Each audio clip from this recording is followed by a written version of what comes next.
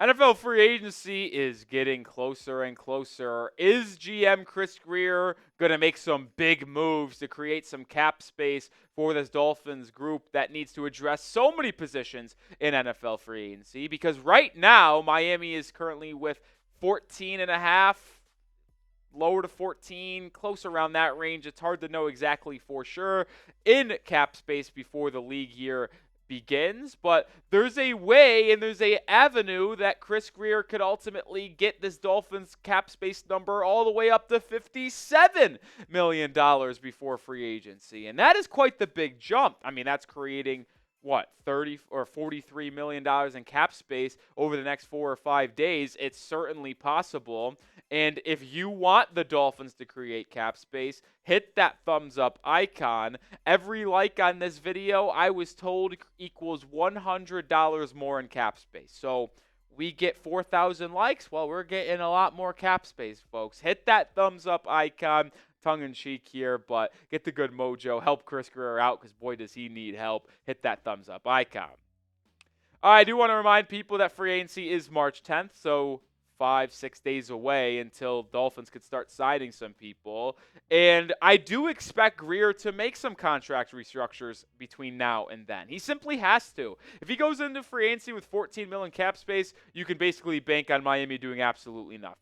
The number one way that the Dolphins could actually create cap space before free agency is restructuring QB1's contract. Tua Tagovailoa obviously signed that 4-year contract extension prior to last season where he got paid a boatload of money. Well, if you restructured his contract to the max, you can actually free up $19 million in cap space for this offseason. And when you look at what his contract restructure would look like, it's basically adding on a void year in 2029 and shaving off cap space from this season and the next couple of years and adding it on, right? His cap number in 2025 would go from $39.4 million to $20 million, and then you add $2 million in 26, 2 years, or $7 million in 2028, and stuff like that, to where you have larger cap hits between 26 and 29, but you get $19 million in cap space for 2025 free agency. It's certainly an intriguing hypothetical. Is it the best course of action for the Miami Dolphins? That remains to be seen, and that's kind of where I'll go with this here in just a second. But getting a full $19-20 million in cap space, I mean, guys, that could be, no joke, a starting offensive guard, starting safety for this Dolphins football team, 2 big-time positions of need just by restructuring his contract and pushing some money down the line. It's an intriguing hypothetical. So what do you say? Should the Dolphins restructure Tua's contract right now to help them sign players in this free agency crop, but kind of lock them in more down the line? Type Y for yes or type N for no.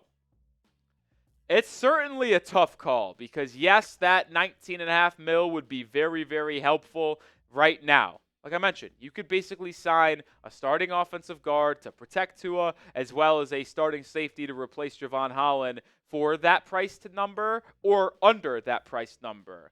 But it would make it incredibly difficult to move off of his contract in the future. You just have more dead money piling up. His cap hit comes larger and larger between 26, 27, 28, and then that void year in 2029. If you are still skeptical of Tua's long-term future with the Dolphins, which remains to be seen on this front office and coaching staff is, well, then you probably hold off. But then again, if this front office and coaching staff is pressured to win right now, then they should probably free up that money. But if I was in charge and I had job security, I probably would not push money down the line because I need to see Tua win meaningful football games in November, in December, in January, hopefully, with a playoff win. And if he's unable to do that in 2025 or 2026, I'm probably moving off of him. But if you restructure his contract and push that money down the line, it's going to be incredibly difficult to move off of Tagovailoa, which is why, unfortunately, even though it would be nice to create that $20 million cap space, I'm not going to do it. But you can still create some decent size cap if you restructure these 3, Bradley Chubb, Zach Sieler, and Austin Jackson. These three, in my opinion, have a pretty decent chance of sticking on this roster for the next couple of seasons, specifically Zach Sieler and Austin Jackson. And we're going to start with Bradley Chubb, because if you aren't going to release Bradley Chubb post June 1st, which if you did that, by the way, would save you $19 million in cap space, you would not get it to get used for free agency, but it would provide you with some flexibility down the line in the offseason. Then you need to restructure his contract, because if you restructure his contract right now, it would save you $13.7 million. And if you know for 1,000% certainty you are going to keep him for this upcoming year at bare minimum, restructure the deal.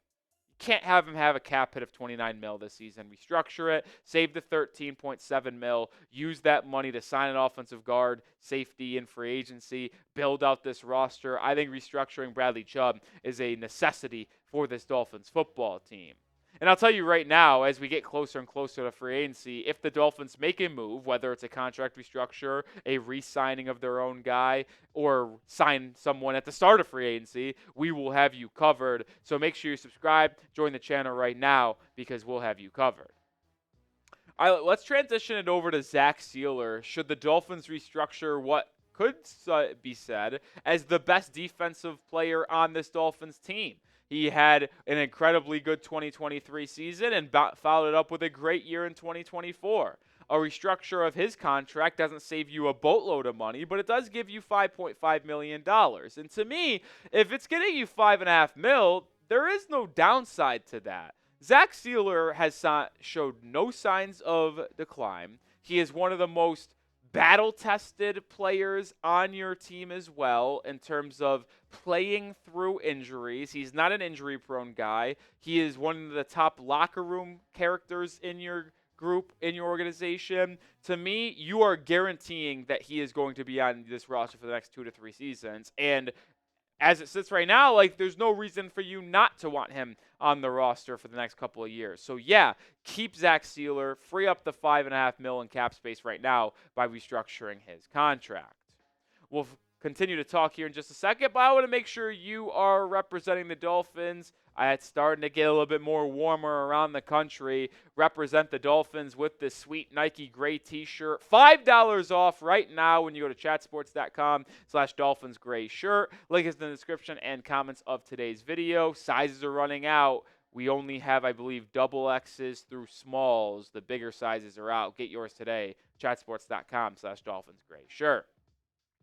All right, how about Austin Jackson, the right tackle? Because if you restructured his contract, it would actually save you $7.3 million in cap space. And to me, this is another no-brainer. Listen, you have a lot of issues on this offensive line.